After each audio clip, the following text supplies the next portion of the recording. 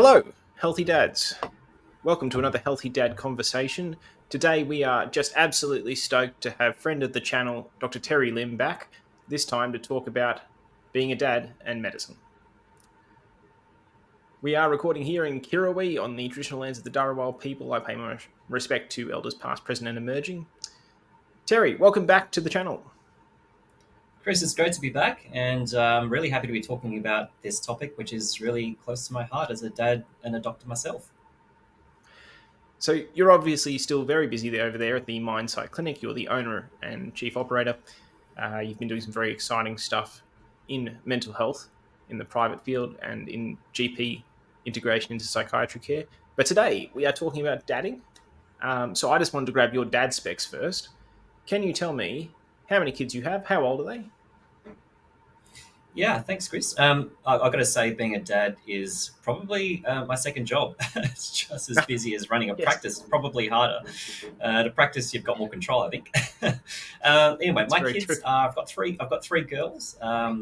They're 16, 14, and 5. So, yeah, bit of a gap between the second and third one. Okay.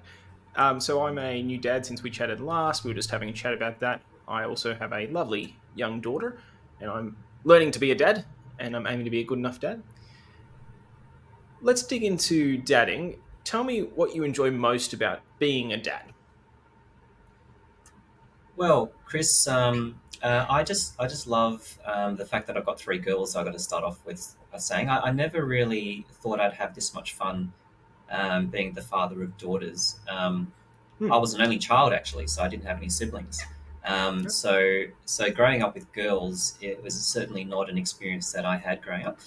And I've got to say, I didn't think I'd have much of an idea raising girls, but it's actually been mostly pretty fun. I love the way that they can talk about all sorts of things. I've got to sometimes look up my Urban Dictionary to find out what various words mean that they raise, like esche or and Yeah. that kind of thing. Yeah, and they tease me a lot about being a Gen Xer, a dad that's so last century.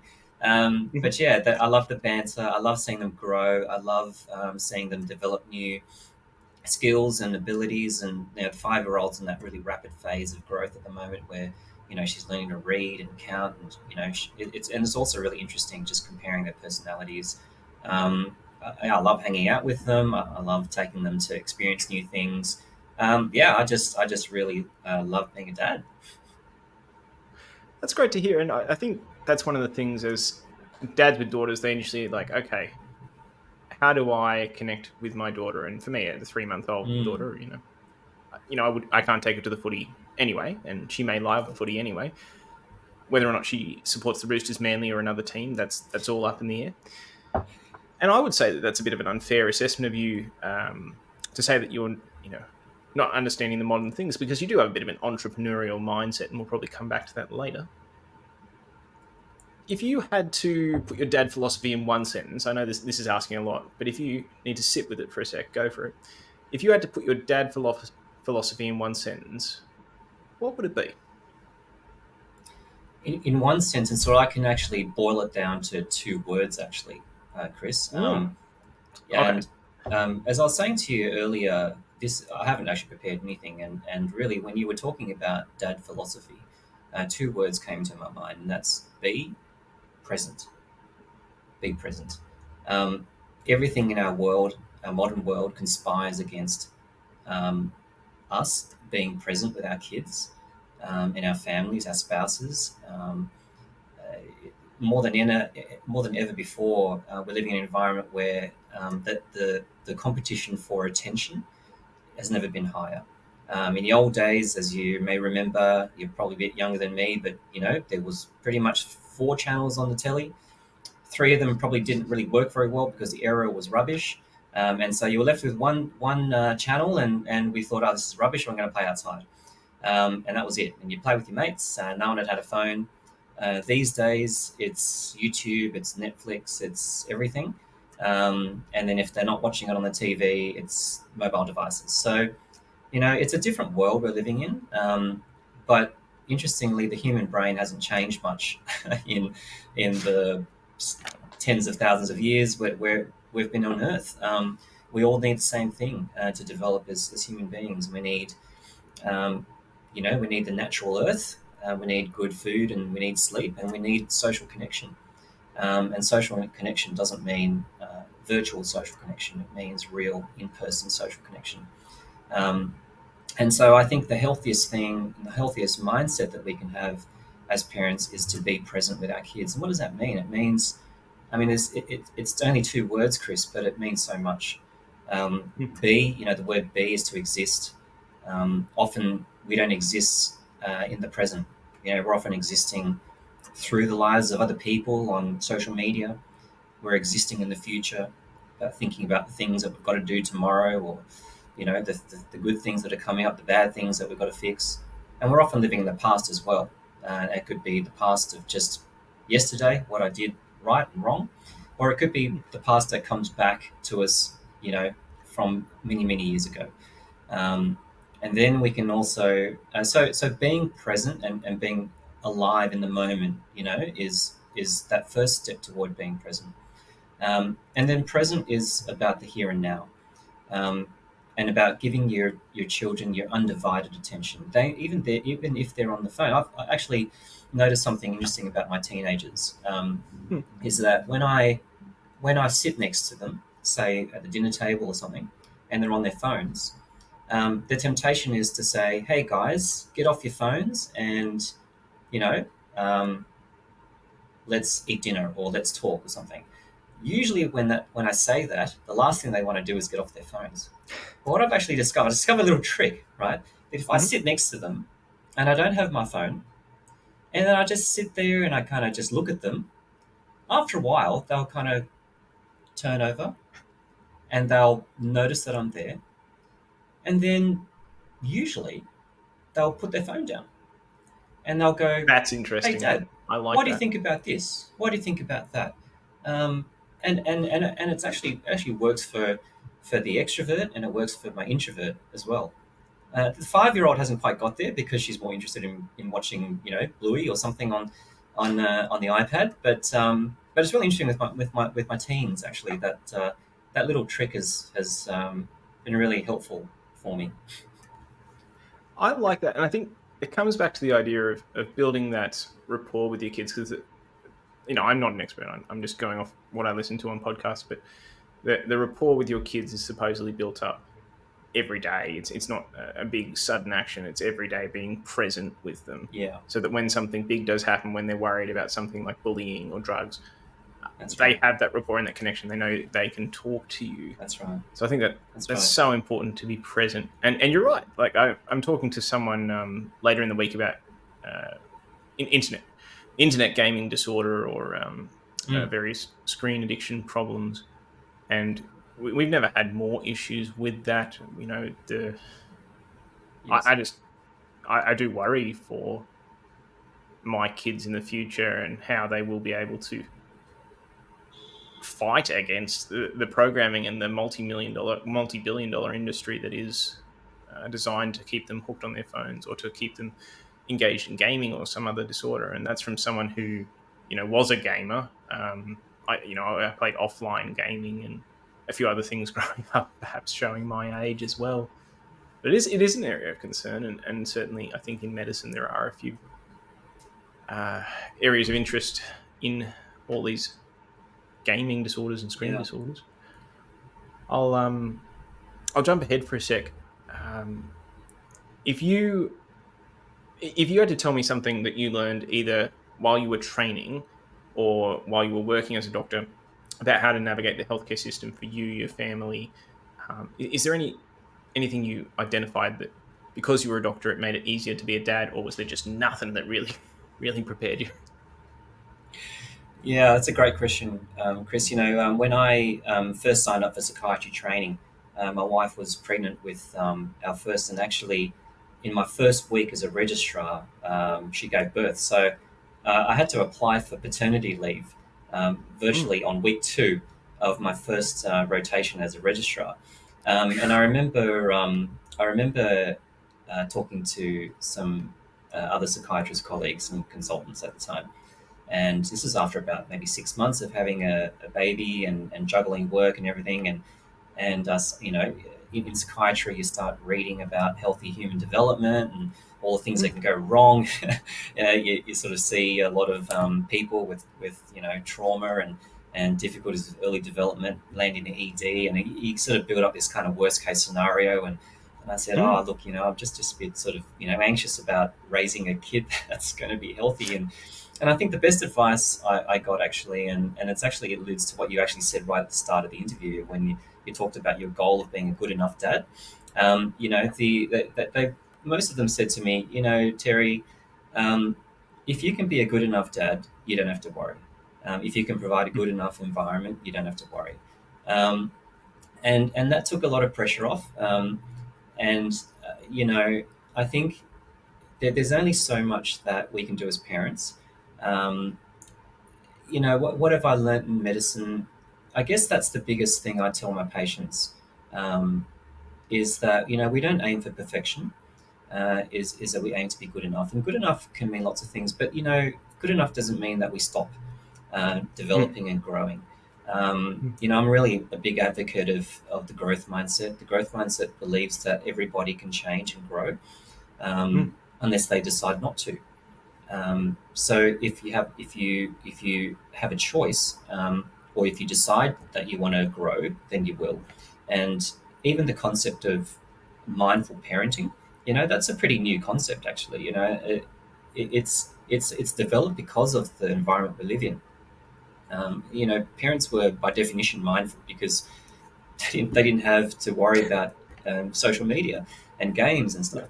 But these days we have to be conscious of that. So I've got a lot out of the psychology world. And so I think it's a big failing in psychiatry training that we don't get enough training in psychology, in human psychology.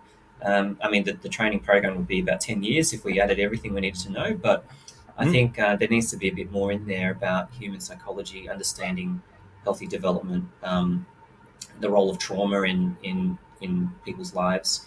Uh, so the thing I love about the understanding of human development is the importance of attachment. The importance of how a child attaches to their mum and dad from the various earliest age. So this is the time, Chris, where, as I said, if you can be present, um, they're the building blocks of a great future parent child relationship.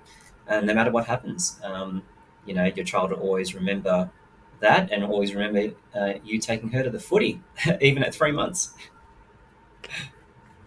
So that actually answers my next question quite nicely as well, which was, did you get paternity leave? Because it's a hot topic in GP land at the moment, Mm, is paid parental yeah, leave. Um, right. and it sounds like you were able to get some paternity leave by the sounds I of got it. a week. I got 1 week, Oh, Chris. you got a week. Okay. A week. That's all. I think I could have gotten a little bit more, but because I just see what happened was I actually dropped out of New South Wales Health for a while to locum Mm. and do a few things, and I discovered psychiatry through locuming. And so when I signed up for the program, I didn't have much leave actually up my sleeve because I'd sort of resigned from New South Wales Health. So yeah, so unfortunately I only had 1 week. So that was pretty challenging. And fortunately, we had some family help and stuff at the time. So yeah, it was good, but yeah, it was certainly very challenging managing overtime. In Mm. those days, we were either on site overnight or being called back. So I'd be called back all Mm. through the night, to drive from where I was living out to Mount Druitt and all sorts of places. So yeah, it was a pretty full on experience. I'm glad I was younger then.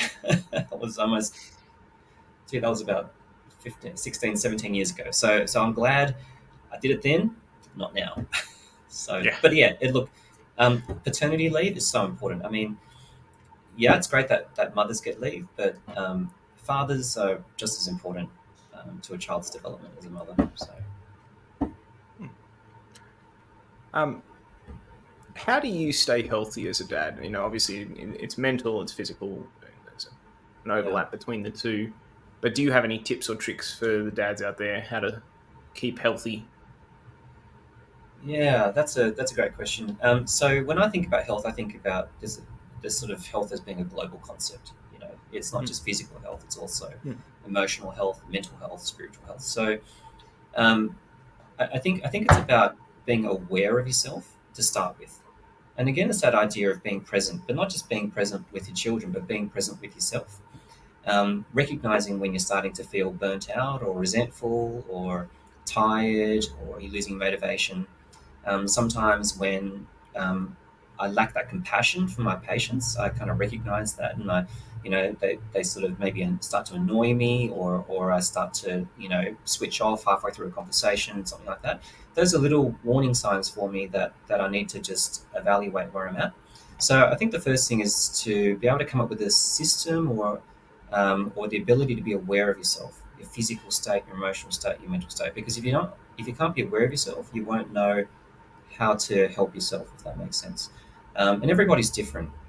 So, as men in particular, we're not often trained or taught how to express our emotions and how to admit when we need help. It's a big thing in masculinity. Um, I really love the concept of vulnerable leadership or vulnerable masculinity, where by being vulnerable, you can lead and be a more effective person. So I think if men in particular, or if people have difficulty being aware of that, it's great to have a psychologist, a great GP, a good friend, just to check in with once in a while and say, hey, this has been going on, and what do you reckon? So that's really the first step, and I think most people, if they can get that, they'll be able to kind of work out something. Um, I guess the second thing is just remembering all the things that the primate brain needs to flourish. Right? We need sunlight, we need good food, we need good sleep, we need regular physical activity, and we need good social connections. Like, it's not rocket science, but Mm. in this day and age, even the most basic things seem like rocket science. And I tell people you need 8 hours of sleep. Unfortunately, it's a biological reality, and they go, "You're kidding me." I say, "Well, it's not my job to tell you what to do, but it's my job to tell you how your brain works. Your brain's not going to work very well if you don't get a decent amount of sleep. Full stop." So yeah, I would just say it's just really basic. You don't need to run marathons. You don't need to cycle 300 kilometers a week. Just the basics: move your body, get outside, eat well, have some good social connections to start with. I think that's a good foundation, and I have noticed the days where I have less sleep or I don't get a 10-15 minute hit workout in. Um, I have found that taking the baby for a pram walk or early in the morning, getting that exercise makes a world of difference to my day. And you're right, identifying those signs of burnout, the reduction in empathy, everyone's sign is different, but having a plan in place so you know those signs and can recognize when your tank That's needs right. topping up, very important. Mm. I think one of the questions I've been asking to people, and this is uh, getting towards the end of the interview, is do you have a really good dad joke? And if you don't, we're happy for you to come back to us with a prepared one later. But do you have a very good dad joke that you'd like to share with the audience? Chris, that's the one I was actually putting in my diary to prepare for. Unfortunately, I don't. But there is, there's your old chestnut when someone says, I'm tired or I'm hungry," and you go, "Hi, hungry. I'm Terry," and they do a big groan. But no, I'm. Yeah. Actually, that's I'll have to interesting. come Grab back that to for you a on a good sec, dad joke. because you can send me a dad joke and I'll post it after the Sure. episode. But there's the idea of, I don't know if you can do any Tony Robbins stuff, but the idea of saying, I am hungry versus I feel hungry. That's interesting. And the Right. dad joke actually does cut that off at that thought It process. I'd never it really does. It considered that does. angle, but that's It interesting. does. Although acknowledging you're hungry is probably not a bad thing. No, no, not at all. Yeah. So look, we'll have to wrap up soon. We've got clinic, both of us. Is there anything else you wanted to say to our audience? Obviously, you can tell us a little bit about the Mindsight Clinic and what you're doing there. That'd be a good topic for people to hear about. But is there anything else you wanted to share with the dads or the patients out there? Chris, I would say to all the dads out there that you know you have the potential to really make a huge impact in the lives of your kids. Um, if you can invest in your own health and well-being, you'll be a better dad for it. Um, take real joy in your kids. They can be challenging. They can, poke all your buttons. At the end of the day, though, they're your little people. And if you can start early, and it's never too late to be a better dad. I'd also encourage people to look up the concept of a growth mindset. It doesn't matter if you've got adult children, young children. I believe that they can grow, and that we as dads can grow. And if you take some time to invest in yourself, it's never too late to teach an old dog new tricks. I like that, Terry. Well, that has been a lovely healthy dad convo. Thank you for sharing. It's not easy sometimes as a medical dad to talk about these things, but I'm glad everyone is here having conversations. I'll let you get back to clinic. You have a great day. Cheers, Chris.